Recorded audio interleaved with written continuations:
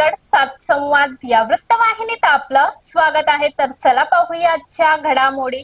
पेण नगरपालिकेचे मतदान शांततेत 70.39% मतदारांनी बजावला मतदानाचा हक्क।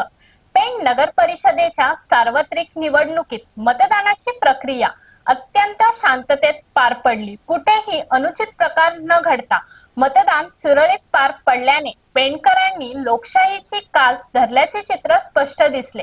निवडणुकीपूर्वी राजकीय आरोप प्रत्यारोप, चिखलफेक, सौदेबाजी आणि पक्षांतर्गत खतखत यामुळे निर्माण झालेले तापमान लक्षात घेता मतदानाच्या दिवशी शांततेचे वातावरण ही पेणकरांची जमेची बाजू ठरली।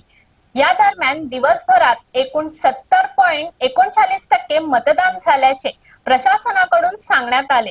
या निवडणुकीत 12 प्रभागांमधून 24 नगरसेवक आणि एक थेट नगराध्यक्ष निवडून येणार आहेत। राजकीय समीकरणाच्या दृष्टीने यंदाची निवडणूक अधिकच चुरशीची ठरली।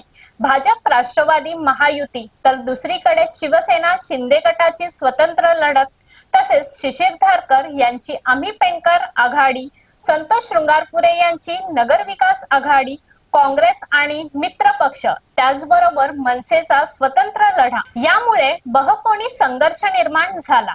याच दरम्यान झालेल्या महत्त्वपूर्ण घडामोडींना राजकीय समीकरणात मोठी उलथापालथ घडवून आणली। पेणमध्ये 6 नगरसेवक बिनविरोध विजयी झाले आहेत।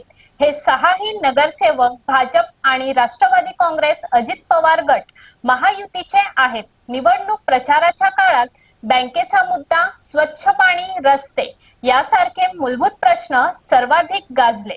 सर्वच पक्षांनी एकमेकांवर आरोपाची तरबत्ती करत असताना विरोधकांनीही विविध मुद्द्यांची पोलखोल करण्याची संधी साधली। शहरात मागील काही दिवसात मोठ्या राजकीय चर्चांना आणि सौदेबाजीला उधाण आल्याचे दृश्य होते। या पार्श्वभूमीवर मंगळवार दिनांक 2 डिसेंबर रोजी मतदान पार पडले। 33,875 मतदारांपैकी 23,845 मतदारांनी आपला मतदानाचा हक्क बजावला। यामध्ये 12,216 पुरुष तर 11,629 महिला मतदारांचा समावेश आहे। एकूण 70.39% मतदान नोंदविण्यात आले। निवडणुकीच्या निकालाकडे सर्वांचेच लक्ष लागले असून 21 डिसेंबरला मतमोजणी पार पडणार आहे। तोपर्यंत आचारसंहिता कायम राहणार असल्याचे न्यायालयाने स्पष्ट केले आहे। तर अशाच अनेक ताज्या घडामोडी पाहण्यासाठी गरजा रायगड सात संवाद या वृत्तवाहिनीला सबस्क्राइब करून बेल आयकॉन वरती क्लिक करा। धन्यवाद।